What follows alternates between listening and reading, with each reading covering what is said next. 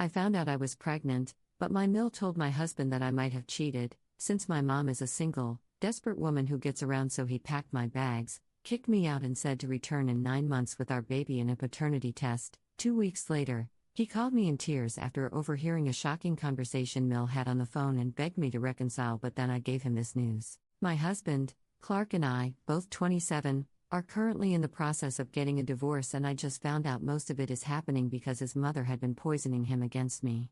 He and I started dating 4 years ago and got married 2 years back, and for the past year or so, we've been trying for a baby. But unfortunately, we haven't been very lucky there. In spite of our consistency, I haven't been able to get pregnant yet, and it has taken its toll on our marriage. Neither of us wanted to entertain the idea that maybe one of us was infertile, so we just kept trying, and we didn't discuss the pregnancy thing too much, but the frustration took form in other fights, so we would get into a lot of petty, irrelevant fights about small stuff recently. Things were pretty strained between the two of us, but then about a month ago, I found out that I was finally pregnant after a really long time of trying. At first, both of us were really happy. We threw a party to announce it to everybody and stuff, and things were going well. But for some reason after the party we started acting very weird and differently. I couldn't put my finger on it, but all of a sudden he had started shutting me out and becoming very distant. And no matter how hard I tried, he just wouldn't tell me what his problem was.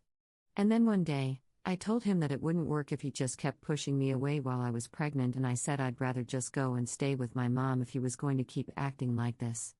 That set him off. He started yelling at me like crazy. He told me that he would rather have me sent away as well because he didn't even want to see my face anymore since it only annoyed him. And he kept saying that I was just like my mom, that he should have known. And when I asked him what on earth that was supposed to mean, he told me that he knew it wasn't he who managed to get me pregnant.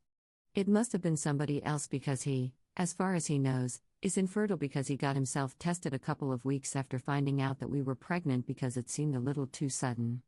So now he couldn't bring himself to trust me and ask me to get out. I tried to reason with him because, of course, I know I haven't cheated on him, but he was too upset to hear me out. And I couldn't deal with this crap anymore, so I just packed my stuff as quickly as I could and got out of there. I had finally snapped, and that day, I knew that I couldn't go back to this guy since he'd literally told me I could only come back after a paternity test or else I could just stay away. So I spoke to my mom. I've been staying with her, and I've also spoken to a lawyer, and I have filed for divorce. But now, all of a sudden, he wants to stop the divorce proceedings. Basically, he just found out that the results from the fertility test that he had received had been falsified. Thanks to his mom. I'm not surprised that she did something like that. She's always had it in for me right from the first day. She and my mom used to know each other since they had a couple of common friends, and she did not like my mom. When she was younger, she used to be a bit of a party animal, and according to my mother-in-law, that meant that my mom was a woman of loose character who used to get around without ever committing to anyone, and had implied that even now she's probably gone back to her old ways now because she's been single ever since my father passed away a couple of years ago. I'm not making this up. These are things that she has actually said to me, and since then I haven't spoken to my mother-in-law. This happened shortly after my wedding. I guess my mother-in-law and I got into an argument about something, and she just said all these horrible things about my mom. So I told my husband that he could keep in touch with her if he wanted to, but I wasn't going to.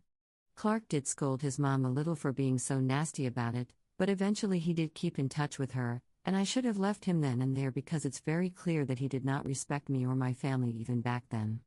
If he had, his mom wouldn't have been able to influence him so easily because apparently, from whatever I've been told, she is the one who planted the idea into his head that I might have cheated on him because at the end of the day, I still am my mother's daughter. So that's why he felt the need to get a fertility test after telling his mom that I was pregnant. And unfortunately, his mom was able to convince him to get himself tested at her brother's clinic. Clark got duped by his own mother and uncle because they ended up falsifying the results just to start trouble between the two of us, and he fell for it. A couple of days ago, he saw some conversations between his mom and his uncle on her phone, and that's how he found out the truth. Now he's cut his mother off and he's begging me to come back, but there's no way that's happening. 2 weeks have already passed since I was kicked out, and I just can't imagine going back to him after everything that happened because it has become very clear to me that he doesn't trust me. I don't think I can stay in a marriage with no trust at all. The fact of the matter is, regardless of whatever his mother told him, He doubted me and thought I was cheating on him. And I've been feeling terrible about it. So I don't want to go back. I've spoken to my friends about this, and while they do agree that it was really stupid of him, I need to think about things from his perspective as well, because at the end of the day he did receive those test results, and anybody in their right mind will obviously instantly believe it. And he might have been struggling with what to do with that information as well, because it's not like he found out and then he immediately kicked me out. It took him a couple of weeks, and he only got triggered when I mentioned my mom. So they think it must not have been an easy decision for him either, and I need to give him the benefit of the doubt, at least for a little while. Besides, it's pretty clear that my mother-in-law had been poisoning him against me and my mom for years, so that was bound to have some effect. No matter what I do now, I can't change my mom's past. She was who she was, and it's not like I'm embarrassed or ashamed of her. But the factor remains that most people wouldn't look too kindly upon that lifestyle, because it was true that she was with a different guy every weekend when she was younger. I'm not saying it to shame her. It's just how it was. And she herself has admitted it. Of course, that doesn't give Clark and his mom the right to shame her for it either, but they are entitled to their own opinions. I just think it's weird to paint me in the same light even though he's known me for years now. Anyway, I'm just confused because at the end of the day, he did receive those test results, and I guess if I was in his place, I would feel kind of iffy about it as well, but I still don't think I want to give him a chance. But I still don't think I want to give him a second chance at this point. So Ida, if I want to get a divorce from my husband, edit. I didn't mention it because it is not exactly relevant in my situation, but yes, Clark is suing his uncle and his clinic. What they did was a serious violation, and they're going to get into a lot of trouble for that since he has proof. He has all those screenshots that he found on his mom's phone, and I'm hoping that he makes them pay for it. The two of them teamed up and ruined our marriage. They totally deserve whatever's coming. I find it shocking that his uncle risks so much to help his mom ruin our marriage, because I didn't think anybody from his family apart from his mom would be able to hate me so much. But I guess that's not how it is. Update: when it's been 2 weeks since my last update. I told Clark that I'm not coming back, and while I'm really sorry that he was followed by his own mother and uncle, I can't help it, because at the end of the day it's true that he doubted me even though I had never given him a reason to do that. He hadn't been fully transparent in our relationship either, because he hadn't told me a thing about the fertility test, and even back when he was fighting with me and accusing me of being just like my mom, I had tried to tell him that he could just get tested again because it must have been a mistake, or maybe he wasn't actually infertile anymore, because I was sure that the baby had to be his. I was sure on his behalf, but he didn't trust me enough and actually kicked me out when I was pregnant. On top of that, the things he had said about my mom were very disrespectful, and I was not going to tolerate that.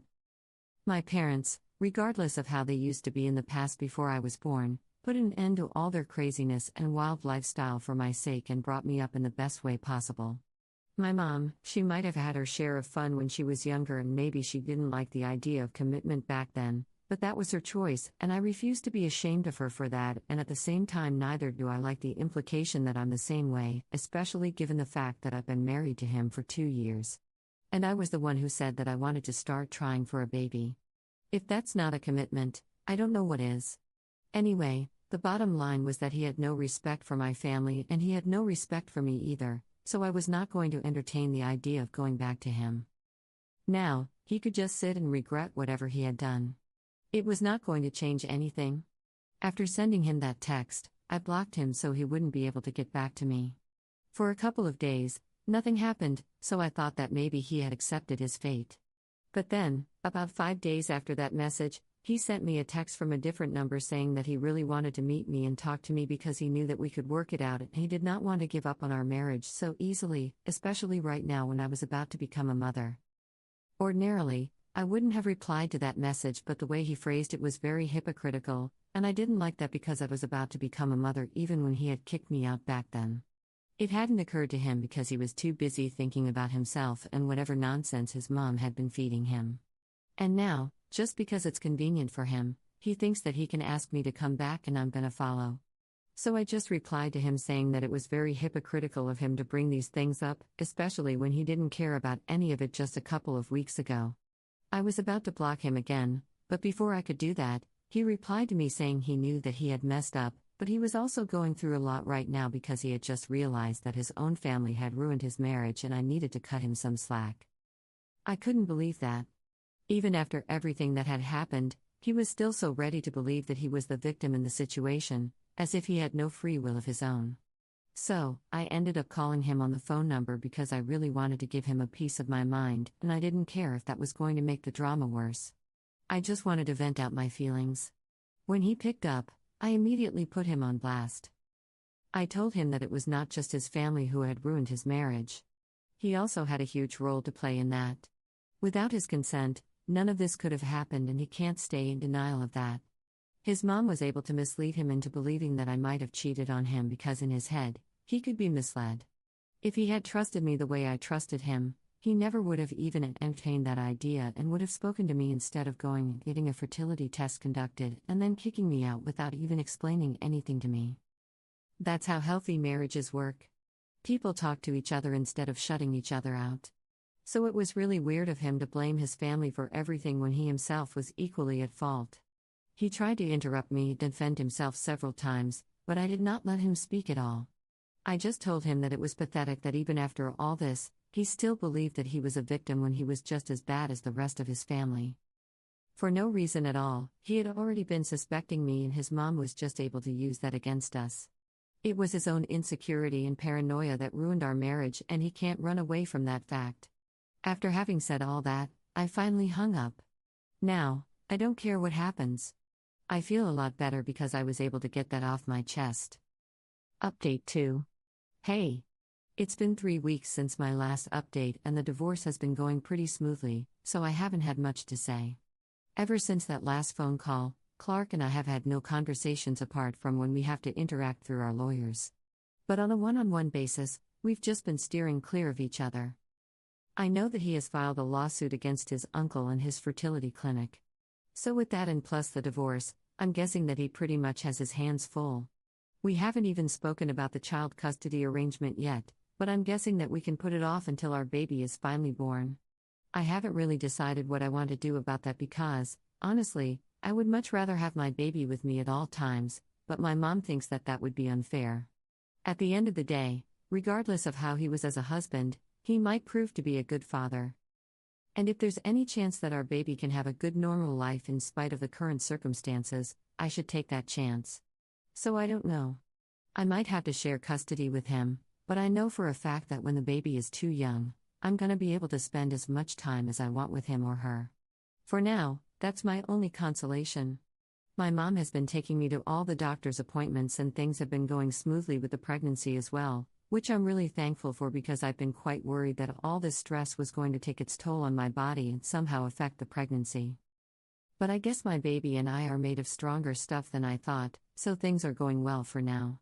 Even then, all that said and done, I do find myself feeling quite disappointed occasionally that my baby is not going to have the kind of life that I had. I know that lots of babies are born into divorced families and they turn out completely fine. I don't have anything against the idea, but I don't know. I just hope that maybe my baby would have both parents working as a team. So I do feel bad about the divorce, but it's too late to turn back now, and even if it wasn't, I don't think it would be a good idea because clearly, Clark and I don't work well together. I think my baby would rather have 2 good parents who work separately than one bad team screwing everything up. At least that's what I tell myself so that I don't feel too disappointed about what's going on because the guilt is real. I feel like I'm taking away my chance at having my baby's happiness or something. It's weird because I know that I'm technically doing the right thing for all of us, but I don't know. It's not that easy. Update 3. Hi. So in my last update, I had been talking about sharing custody with Clark. And now that we are almost at the end of the month waiting period before our divorce can be finalized, he asked to speak to me in person after our meeting today without our lawyers. I agreed because I knew that this was going to be about the custody arrangement. And once we were seated in the nearby coffee shop, he told me that keeping the divorce and all our disagreements aside, we still had to come to a common ground about how we would raise our child. He said that we could take a breather for a couple of months because we just got done with the divorce and everything, and then we could start discussing the custody arrangement. But before that, he just wanted to speak to me in person so we could see if we were both on the same page or not so as to avoid any complications in the future. I told him what I wanted, that I wanted the baby to spend the most time with me in the initial stages because I felt like at that time, the presence of the mother was most important and he could keep visiting me whenever he wanted to. I was not going to stop him, and he could spend as much time as he wanted to with the baby. He would only have to leave for the night. I was going to be staying with my mom, so I would have all the help that I needed, and I wasn't too worried about doing everything on my own. He seemed fine with that idea, and then he told me that once the baby was a little older, then we would have to share custody, and maybe the baby could spend half the week with me and the other half with him. We spoke on it some more and decided to stick with this for now and make any changes once the baby is a little older. And if this arrangement doesn't seem to fit, then we were able to come to an agreement about the custody. I think we decided that in a couple of months we would speak to our lawyers again, have the paperwork drawn up, and get it all covered legally. The discussion actually went a lot smoother than I expected. And by the end of it, I realized that this was the first time that we had spoken since that last phone call where we fought, and we had managed to be civil with each other, so I realized that maybe co-parenting the baby was not going to be that difficult of a task anyway, and I'm really glad for that, because if he was planning on being difficult throughout that, I might have had to file for full custody, and I really wouldn't have enjoyed that, because I'm sure that he would have fought tooth and nail, and that would have been a whole thing. Rather than that, I'm glad that the two of us have decided to put our differences aside for now, just for the sake of our baby. In fact, after we got done talking about the custody arrangement, he even told me that he was really sorry that he hadn't been there for me as a father of the baby, and that I had to deal with all the medical stuff with just my mother by my side. I told him that it wasn't that big of a deal, but he promised me that from now on, he was going to try and be there for me, because that's the least he could do for me and the baby after everything that he had screwed up. He didn't say the words, but I knew that he was sorry about everything that had gone wrong. I guess he was scared of ruining the conversation that we were having, so he didn't bring it up. But he hinted at it, and that was enough for me. At least he has realized his mistake and isn't trying to get defensive anymore. Maybe later on, he'll actually apologize, but for now, this is good enough. He has also told me how things with his lawsuit against his uncle are going, and I know he's going to win a significant amount of money from that lawsuit, half of which he has already committed to me as child support. So for my sake and the baby's sake, I really hope that he wins. And also because it's what should happen. I really can't wait to see his uncle and his mom lose, because they totally deserve it. My anger against Clark has pretty much faded away, because I think whatever has happened, it's done with.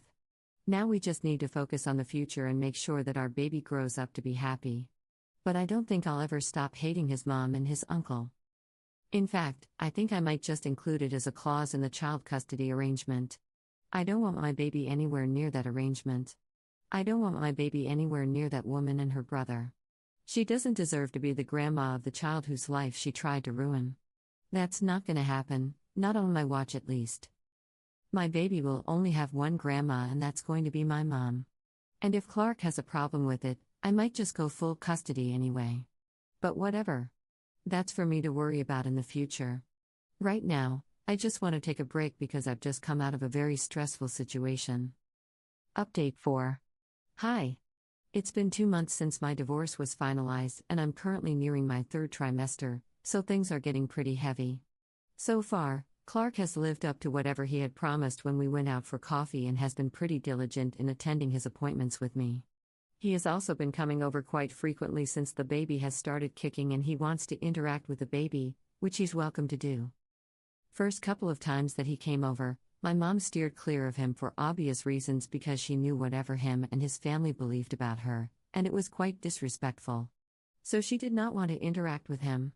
But by the 3rd time he came over, he actively sought her out and apologized to her and told her that he was really sorry for falling for whatever his mom had been feeding him, and he knew that whatever he had believed about her was wrong. And he was really ashamed of himself for allowing his mom to get into his head. He also apologized to me on the same day and told me that even though he knew that we couldn't go back to the way we used to be, he would at least like for all of us to put our differences aside. And now that he was openly addressing the problems, he wanted just one chance from all of us to prove that he was not a horrible guy, that he had just been misguided, and I didn't see the harm in that. We would have to co-parent our baby together anyway, so I had pretty much already forgiven him and didn't hold any grudges. And my mom also seemed fine with it, so that was great. So that was that. Recently, I also spoke to him about what I had been thinking, and I told him I did not want his mom or his uncle anywhere near our baby at any point in time, even if he decided to patch things up with them in the future. And I wanted that in writing in the child custody arrangement. I thought that I was going to find it difficult to get him to agree to that, but luckily, he didn't put up much of a fight. In fact, he didn't put up a fight at all. He just told me that he could understand where that was coming from and he was completely fine with it because right now, he's not on speaking terms with either of them. And even in the future, it seems unlikely that he's going to be able to patch things up with them, mostly because he doesn't want to. So that was a huge relief, and with that out of the way, we have decided to go ahead and speak to our lawyers and have the paperwork drawn up to sign off on the custody arrangement soon. Update 5. Hey guys! So last week, I finally welcomed my baby girl into the world and she's beautiful. The labor was so long that I almost lost count, but thankfully, my mom was there with me every second and even Clark showed up at the hospital as soon as I went into labor. When they finally handed over my daughter to me, it was all totally worth it. For the past couple of days, Clark has been staying with us and has been helping me and my mom out with everything. He's been sleeping on the couch and hasn't complained about anything, and I'm really grateful that he's here to help out. He seems very happy and excited about being a father.